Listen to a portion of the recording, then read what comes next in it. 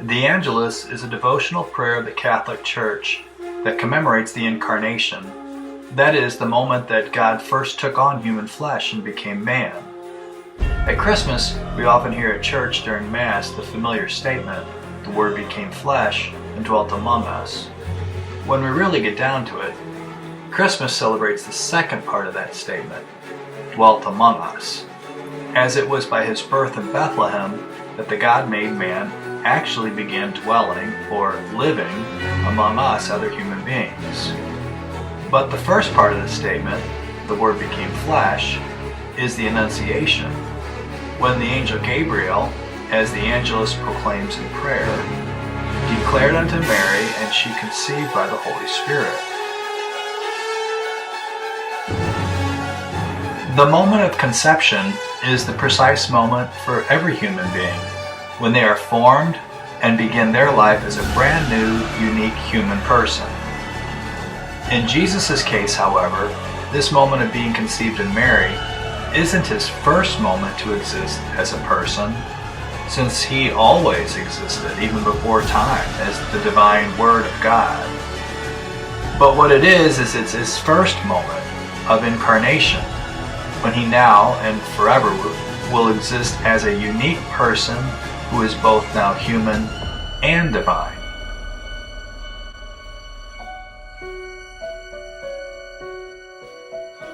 The Angelus Prayer itself has been prayed by God's people for centuries. As with many Catholic prayers, it gets its name, the Angelus, from the first few words of the text of the prayer. And in this case, it's the very first two words, the angel. It is prayed as a back and forth prayer and response of three biblical verses narrating the mystery of God becoming one of us.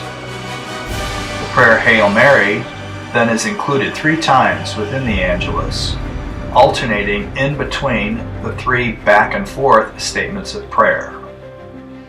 Now, traditionally, it was a prayer said in convents and monasteries 3 times a day, 6 o'clock in the morning, noon, and 6 o'clock at night. Although it can be prayed at any time during the day. Many churches still follow the devotion, and some make the practice of praying it at home. Something kind of unique to this prayer is the use of bells. The Angelus is usually accompanied by the ringing of a church bell, which is a call to prayer and to spread goodwill to everyone who hears them. Now, the ringing of the bell for the Angelus is done in a unique way.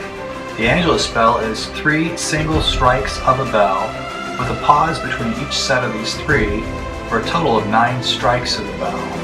And then it is followed by a longer pealing of the bell. Now, this famous painting is called the Angelus.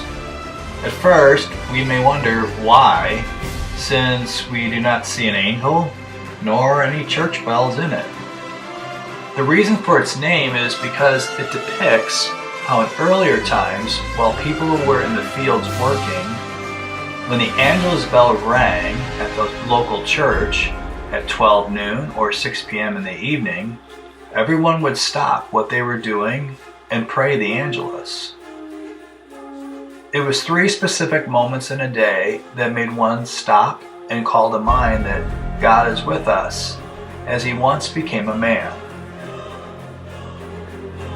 The Angelus Prayer itself ends with what may seem a rather wordy closing.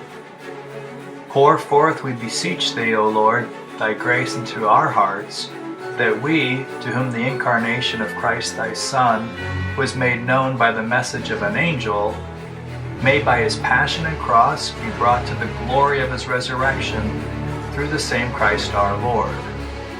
The point of this closing prayer is to make a request of God that by remembering Jesus as human and one of us, and that by what he already suffered and died for us, may in turn help us and lead us through our own personal hardships and losses to the glory of the resurrection. So whenever we hear the Angelus bell ringing, whether it's at 6 a.m. in the morning, or more likely at noon, or at 6 in the evening, may we think of the Incarnation of Christ, at his Annunciation and his birth at Christmas, and may we say a prayer and thanks to God that Emmanuel is with us.